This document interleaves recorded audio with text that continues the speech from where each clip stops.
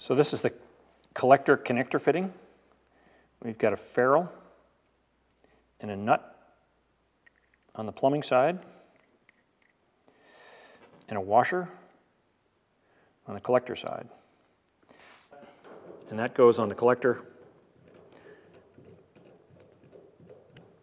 And we snug that down. And having pre-installed our line set through the roof boot, we take that into our compression fitting.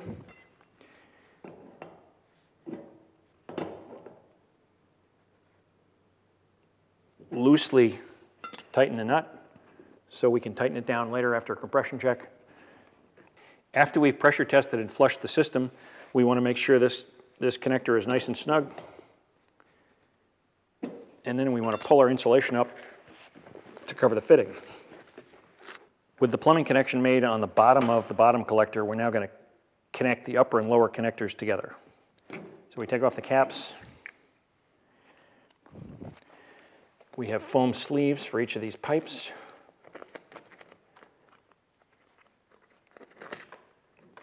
And we've got this collector interconnection hose. Again, a paper washer fits in the nut. This screws on the upper collector.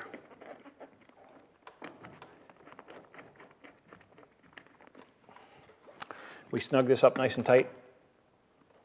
And then we slide this rubber cover all the way back to the collector. So it fits nice and cozy like that.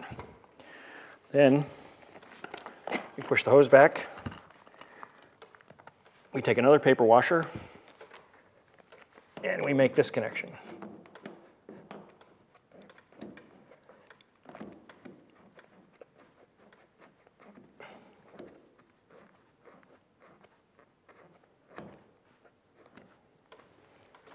We snug that up.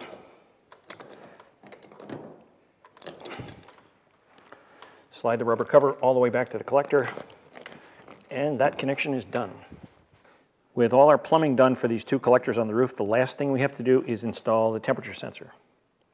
On the top of the collector, there's a grommet here which covers the sensor well. We take the grommet out, we take the sensor through the grommet, we push the sensor all the way into the sensor well, set the grommet back in place, and the last thing we have to do is take the sensor wire in this side of the line set and connect it to the sensor, and we're done on the roof.